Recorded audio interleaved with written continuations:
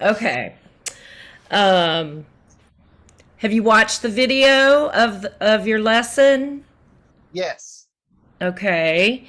And on a scale of 1 to 10, with 1 being the worst lesson and 10 being the best, how would you rank the lesson? I think I'd give it about a 7. 7? Yeah. What did you like about the lesson?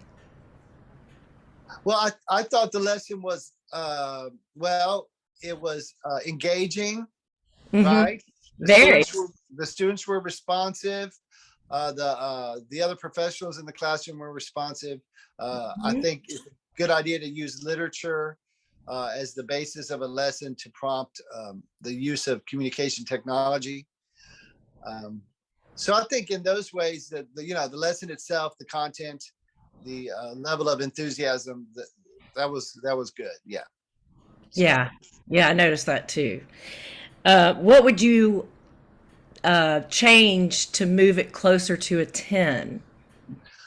Well, I think the weakness, I don't know if you're going to ask me about a weakness of it, but weaknesses, I thought that it was a little less structured than I had thought it would be. Hmm. I have it structured in my head, but the execution didn't seem structured at all.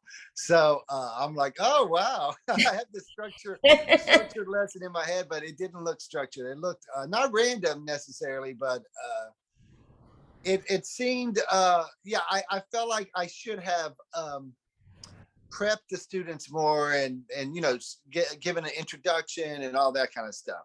Right. Yeah. Um, well, I mean, I thought you did a great job, of course. Um, so tell me more about what that would look like a 10 lesson. Well, a 10 lesson would be okay. I start off introducing the lesson, and I Hmm. start provide and then provide them with a preview of the content so that they have already experienced everything first. Then I'm more explicit about what I'm going to do and then what they're going to do. So I'm going to explain to them, I'm going to present. We're going to read a book together, and then I'm going to ask you to say things about the book, and I'm going to ask you to answer questions about the book. And so when I ask you something, a question, or when I prompt you to say something, I want you to hit your switch. And then I'd also prompt the paras prior to the lesson uh, regarding the various messages that they may want to be thinking about putting in the devices for the Hmm. students to say. One thing I don't want to do is uh, uh, provide a script or provide specific things for them to say necessarily. But I want them, because I want them to be more naturalistic and generate messages. But I felt like I needed to be more like, uh, you know, creating a situation where they knew exactly what to expect, and getting rid of some of the randomness or seemingly randomness, even though in my head it didn't seem random, but it seemed random in the video. So. Well, and you never know what our students are going to do, or Right. Oh, so. and also to make it more of a 10 more 10 of a more 10 number or 10 level lesson.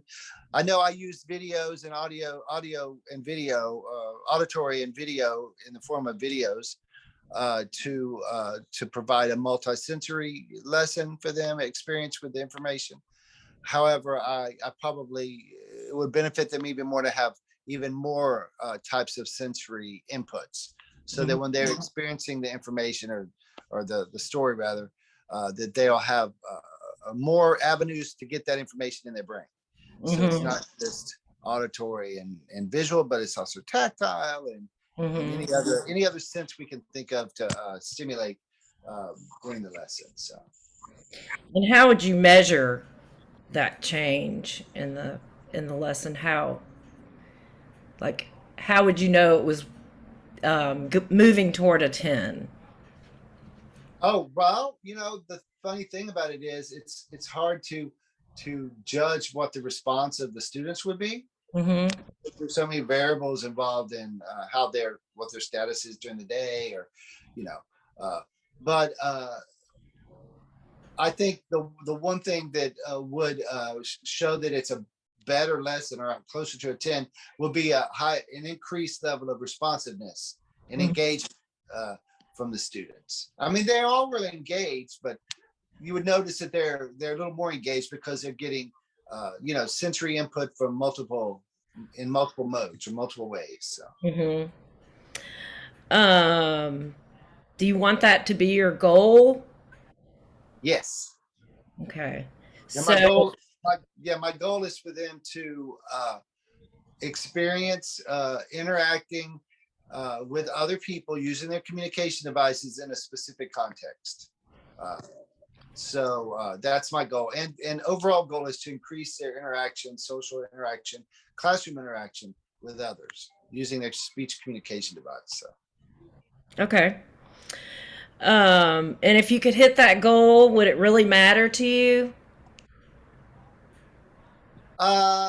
Yeah, I think so. Yeah, I like to do a really good job, and and like I said, the way I judge that is how the responses I get from the students, right, and also to some extent the responses I get from the classroom staff.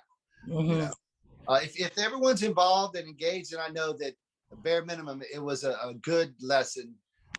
But if we get lots and lots of responses from the students, and I know that what I was doing was providing the most opportunity for them to engage with other people. Hmm. So, So, what teaching strategy can you use to hit the goal? um, I think sort of like we'll just provide a little more structure, and also the strategy of pre teaching the lesson, to provide them with prior knowledge. We all know that everyone learns through via prior knowledge. So if you give them an experience with something, information or an activity or whatever, and then have them do the activity, that's the second time they've experienced it, right? And so I think uh, if anything, just being a little more explicit in what's going to happen that day, the content we're going to talk about, what their expectations were, what I'm going to do, and what they're going to do. So find that structural component so that they've experienced everything, or they've had an experience with what's going to happen, preview, and then they have a chance to perform or practice that skill, whatever the skill is. So. Mhm. Okay, so what are your next steps? My next step is to maybe like jot down, because sometimes we get into the routine of doing things, Hmm. and unless you're thinking about or watching it on a video, Right. you think you cover it all. But I think it's good to lessen the ego a little bit and watch the video, and probably to better prepare would be for me to just make a little list of things I want to do. Right. Like step two, like the 5 steps I want to accomplish. And then Hmm. once I see it, of course, that's a multimodal thing for me, because I've thought about it, written it, I look at it, and then I do it. So that also helps me learn and helps me remember, you know, uh, how to structure the lesson the way I want to structure Right. to push toward that 10. Right. Okay. Well, hopefully our next session will be of a ten lesson. A 10 caliber. Well, let's see. That's We'll see. we're gonna aim high. Yeah. Okay. Thank you so much, Greg. My pleasure. My pleasure.